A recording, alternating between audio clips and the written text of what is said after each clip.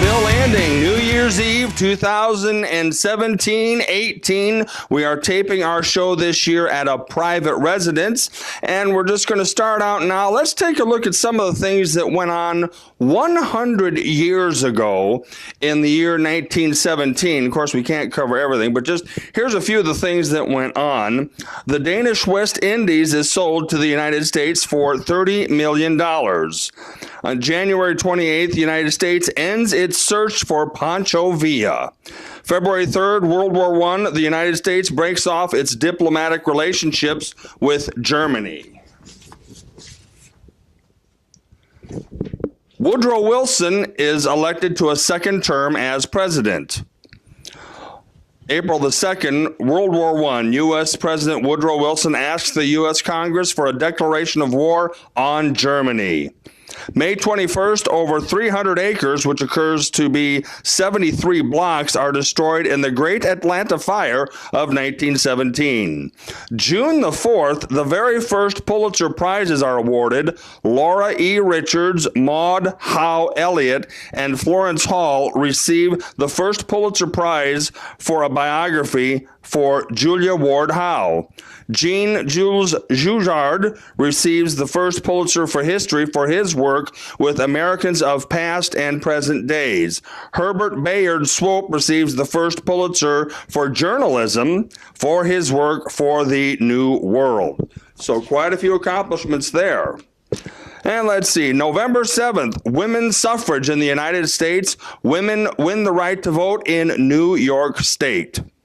December the 25th, Why Mary, the first dramatic play to win a Pulitzer Prize, opens at the Acorn Theater in New York. Well, here are the top grossing silent films for the year 1917.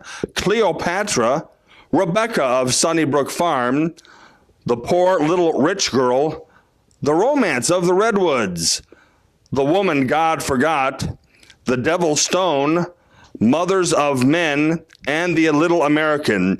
Here are some other noteworthy films that came out that year. The Tornado, the first film ever directed by legendary director John Ford. Teddy at the Throttle, a Keystone comedy starring Gloria Swanson. The Cure, a Charlie Chaplin short story. The Butcher Boy, starring Fatty Arbuckle and Buster Keaton. And Wild and Woolly, starring Douglas Fairbanks. Music was popular, of course, back then in 1917. Here are the top 10 songs for that year and the artist. I don't know that any of us are going to know them, but here they are. Nora Baves for Over There. The American Quartet also for their version of Over There. The original Dixieland Jazz Band at the Darktown Strutters Ball, Victor Military Band, Poor Butterfly, Elsie Baker for Missouri Waltz, Van Schneck for Me and My Gal, Anna Wheaton and James Herod for Till the Clouds Roll By, Horace Wright and Rena Dietrich for My Own Iona, and John McCormick, who had two hits, tied Send Me Away with a Smile and also the Star Spangled Banner. Like I said, it is New Year's Eve 2017, 2018. We have more coming up, so stay tuned. 1917 was a great year for me with the huge hit Rebecca of Sunnybrook Farm. But lately, the scripts I'm being offered are rather weak. Playing a woman who runs a boarding house to sailors in San Francisco. A saloon girl who gets killed in a William Hart Western. A film where I play a nurse with some new Hungarian actor, Bela Lugosi. That sounds like a disease.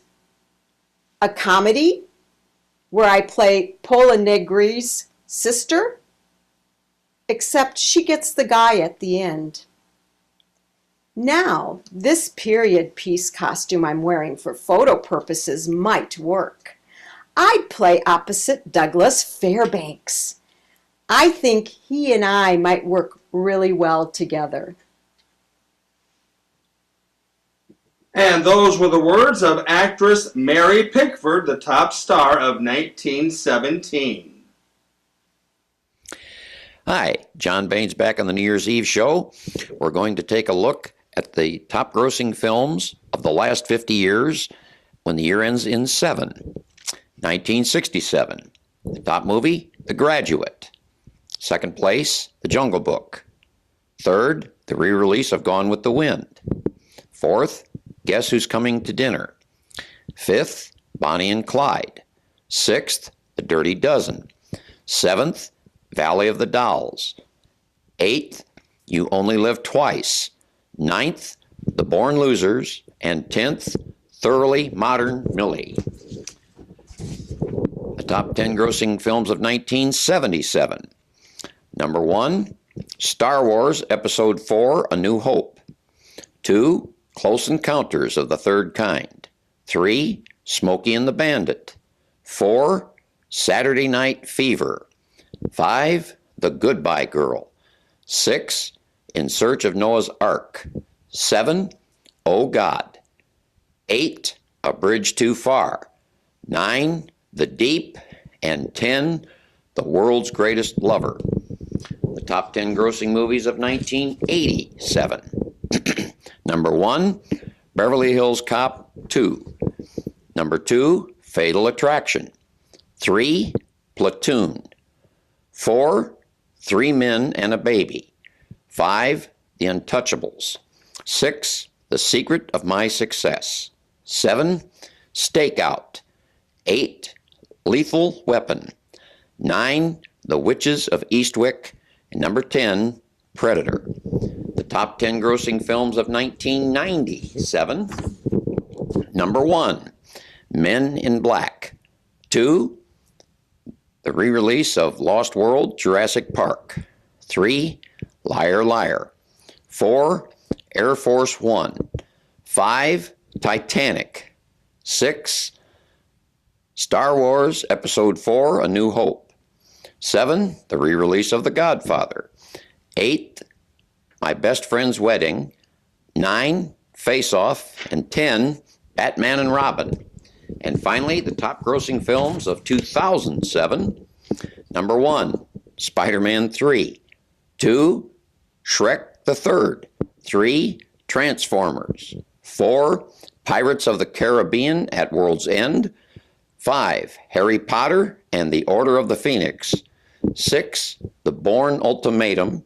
7, 300. 8, Ratatouille. 9, I Am Legend. And number 10, The Simpsons Movie.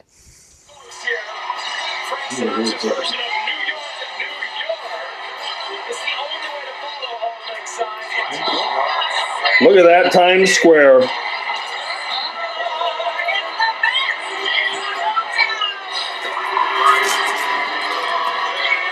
Hi, were you the two travelers that got stranded and had to stop in tonight? That's us. Yep. Yeah, okay.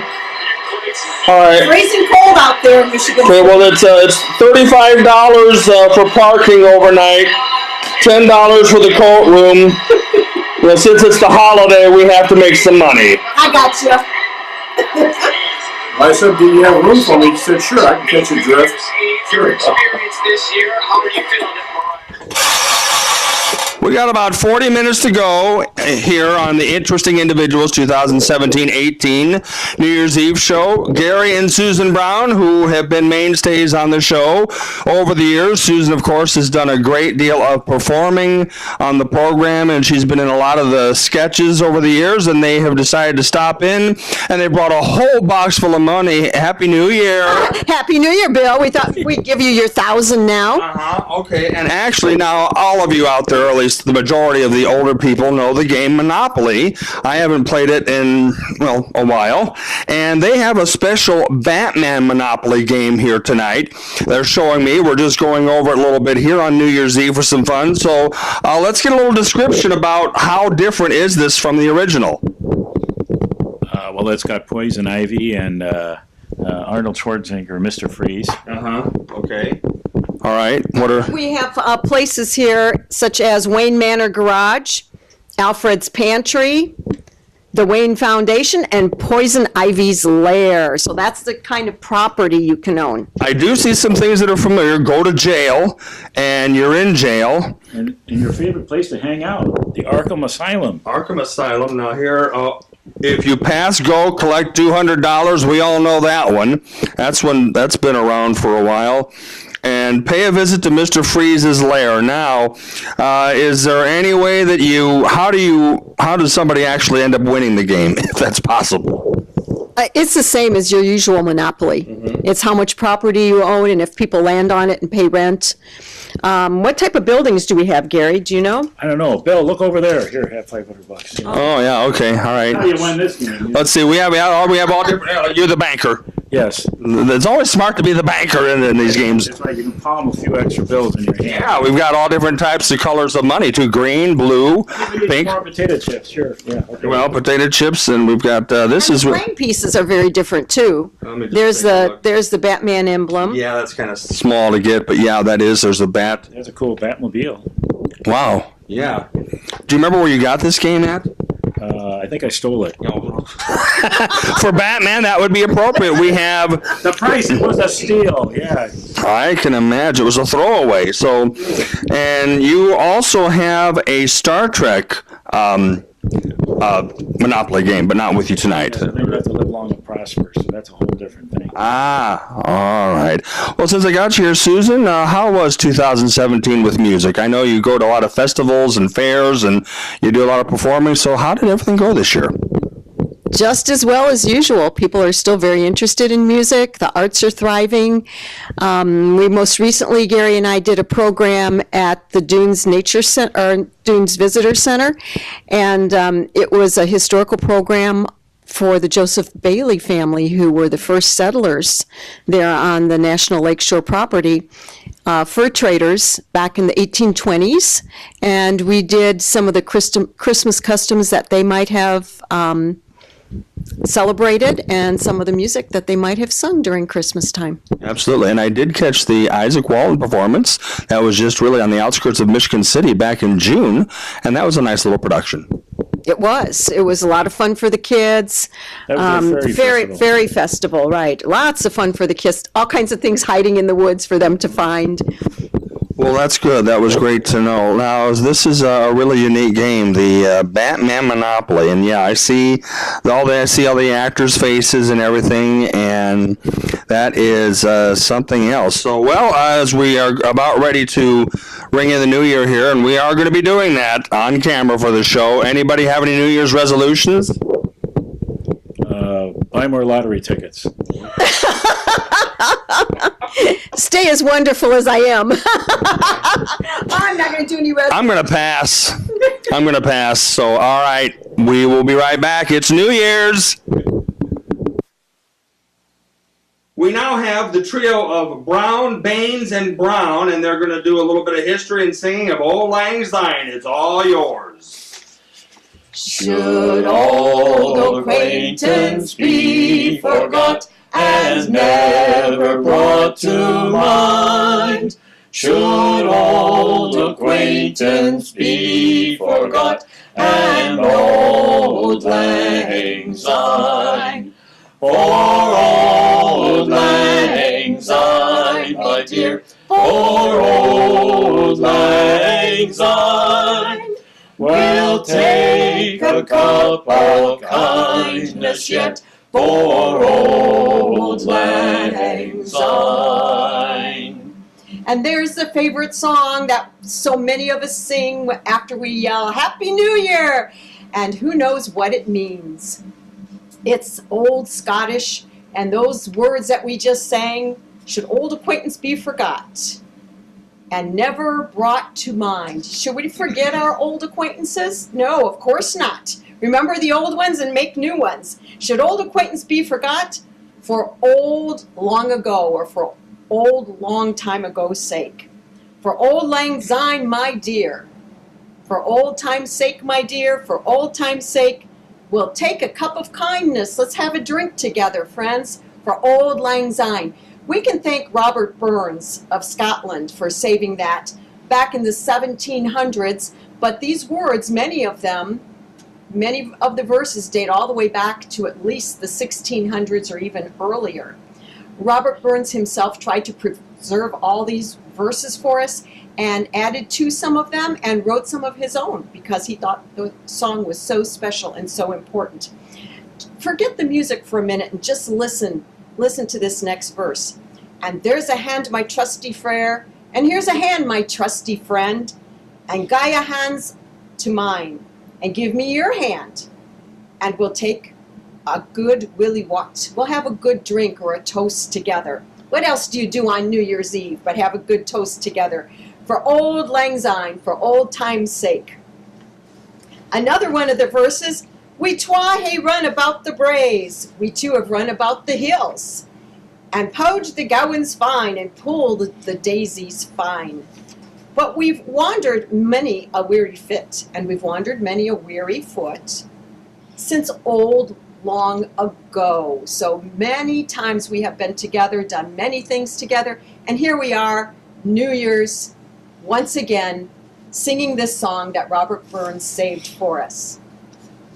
Should old acquaintance be forgot and never brought to mind, should old acquaintance be forgot and old lang syne, for old lang syne, my dear, for old lang syne, we'll take a cup of kindness yet for old lang syne.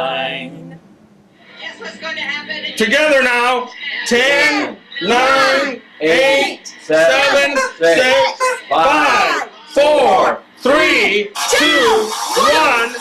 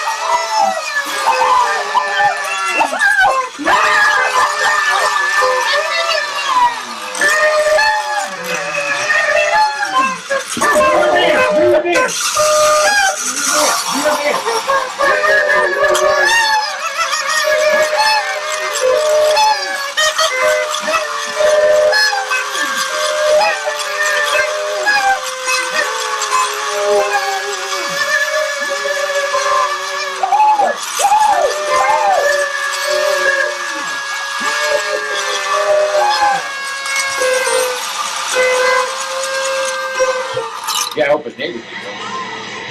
Happy New Year from the Interesting Individuals Ensemble Group, or at least some of them, okay? John Baines, Gary Brown, and Susan Brown, the voice of Northwest Indiana. Happy New Year!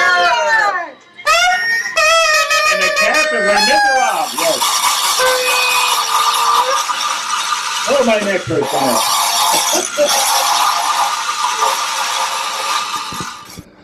I'm Bill Landing. Another new year is upon us as we had our 2017-18 New Year's Eve Interesting Individuals TV show, and we clowned around and pulled a lot of shenanigans and had a great time. And once again, I am privileged to say I will begin my 35th straight year of involvement with public access television in Michigan City. It has been an enormous privilege, and I hope that we can bring some good, informative, interesting programs once again to the public for the year 2018.